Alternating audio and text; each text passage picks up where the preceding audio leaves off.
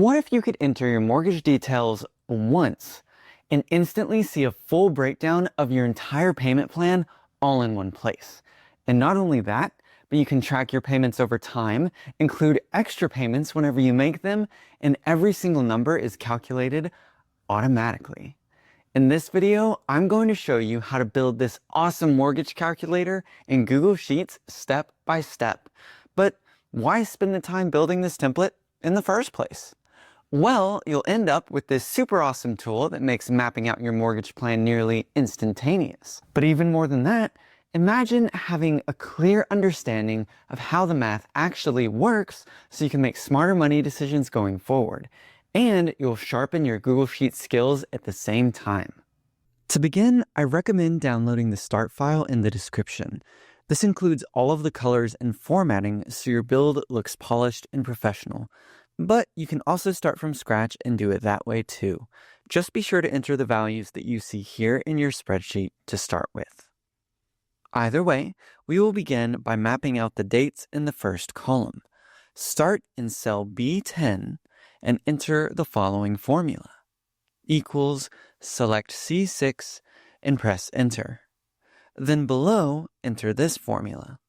Equals, if function G10 equals 0, next argument, quote, dash, quote, next argument, eDate function, B10, next argument, 1, close parentheses twice, and press enter. This formula checks to see if the end balance in the row above has reached 0. In that case, we get a dash, because if the balance is 0, then no more payments are needed. Now, if the balance is not 0, then the eDate function calculates the date that falls 1 month after the date above in cell B10. Now, we still need to copy this formula down quite a ways, but we're actually going to do this at the end of the build to save time. So for now, select the first cell under the beginning balance and enter the following. Equals C3 and press enter. Then below, enter equals G10 and press enter. The ending balance of the previous month is the beginning balance for the next month. Now, for the monthly payment, select cell C7 and enter the formula. Equals, if error function, round function, minus payment function, C4 divided by 12, next argument, C5 times 12, next argument, C3, close parentheses, next argument, 2, close parentheses, next argument, 0, close parentheses, and press enter. This formula might look a little complicated, so let's break it down. First, the payment function calculates the monthly payment based on the loan information above. Since the interest rate is an annual rate, we have to divide the number by 12 since we're calculating monthly payments. And for the number of periods, we have years here in cell C5, so we need to multiply this number by 12 to turn it into months. Now, the result of the payment function will come out as a negative number, so we add a negative to make it positive. This number then passes to the round function, which rounds to the nearest 2 decimal places, and finally, the if error function returns a 0 in the case that there's an error. And we include this to prevent any errors that might occur whenever you delete the loan data above before adding new data. Now with the month payment calculated, select cell D10 and enter equals C7 and press enter. Next, select the first cell under interest and enter the following. Equals round function C10 times open parentheses $C $4 divided by 12 close parentheses, next argument 2 close parentheses and press enter. This formula calculates the interest that is covered by the first payment on your mortgage based on the interest rate listed above. As for the principal amount, enter the following. Equals D10 minus E10 and press enter. Here, you simply subtract the interest from the monthly payment amount to give you the amount you're actually paying on the principal portion of the loan. Then, for the ending balance, enter equals C10 minus F10 minus I10 and press enter. Here, you subtract the principal payment and any potential extra payment amount from the beginning balance to give you the end balance. All right, now go ahead and select E10 through G10 and use the blue dot, which is called the fill handle, to copy the formulas down one row. Okie dokie.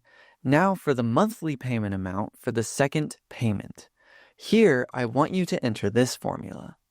Equals min function C11 plus E11, next argument, $C, $7, close parentheses and press enter. So why this formula? Well, the min function returns the minimum value between the arguments that it's given. So here you have the beginning balance plus the interest for the first argument, and then the monthly payment for the second argument. Now, in almost every case, the monthly payment will be the minimum value. However, for your very last payment on this loan, the beginning balance plus interest will probably be less than the monthly payment. And when that happens, you don't need to make a full monthly payment to complete paying off the loan. You just need to cover the rest of the balance plus interest. So that is going to be your final monthly payment amount instead.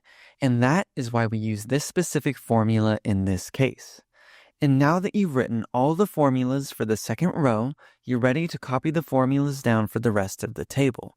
And here is the easiest way to do it. Click here in this box, which is called the name box. Type in B11 through G610 and press enter.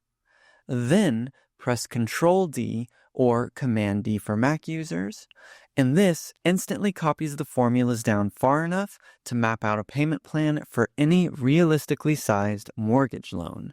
And if you scroll back up, you can see where the payment plan ends.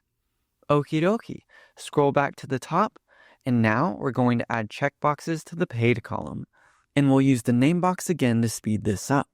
So click in the name box, type in K10 through K610, and press enter. Then go to Insert, Checkbox. Awesome. Now for the summary numbers on top. Start in cell E4 and enter the following. Equals if function, max function, B10 through B610, close parentheses, equals 0, next argument, quote, dash, quote, next argument, max function, B10 through B610, close parentheses twice, and press enter. This formula checks to see if the max function returns 0, and if so, we get a dash. Otherwise, the formula returns the largest date, which will be the date of the last payment. Next, select cell F4 and enter the following.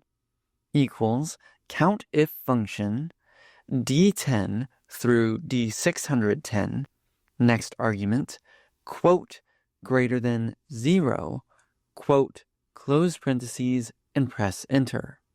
This formula simply calculates the number of payments that are greater than 0 to give you the total payments required to pay off the loan. Select cell G4 next and enter the following. Equals sum function, I10 through I610, close parentheses, and press enter. This formula adds up all of the potential extra payment amounts. Next, select I4 and enter this formula. Equals SUMIF function, K10 through K610, next argument, true, next argument, D10 through D610, close parentheses, plus SUMIF function, k10 through k610, next argument true, next argument I10 through I610, close parentheses, and press enter. This formula uses the SUMIF function to add up the payment amounts that align with a checked checkbox, which is equivalent to true. Next, select E7 and enter the following. Equals sum function E10 through E610, close parentheses, and press enter. This formula adds together all of the interest amounts to give you the total interest paid. Select F7 next and enter the following. Equals sum function F10 through F610, close parentheses, and press enter. This formula adds all of the principal amounts, and you should find that it is equal to the loan amount listed in cell C3. Although the information is a little redundant, you can use it to verify that your calculations below are indeed correct. Select G7 next and enter the following. Equals E7 plus F7 and press enter. Here, you simply add the interest paid and the principal paid to give you the total amount of money that you've spent on repaying the loan. Finally, select cell I7 and enter the following. Equals C3 minus SUMIF function K10 through K610, next argument true, next argument F10 through F610, close parentheses, minus SUMIF function K10 through K610, next argument true, next argument I10 through I610, close parentheses, and press enter. In this formula, the SUMIF functions add together the principal payments and the extra payments that have been marked as paid, and these numbers are then subtracted from the loan amount to give you the loan principal that still remains to be paid. You now have a fully functioning Google Sheets mortgage calculator, and although this tool is helpful, it's still a good idea to also have a budget to keep the rest of your spending organized too. So watch this video next, where I show you how to make a super handy Google Sheets budget in only 10 minutes.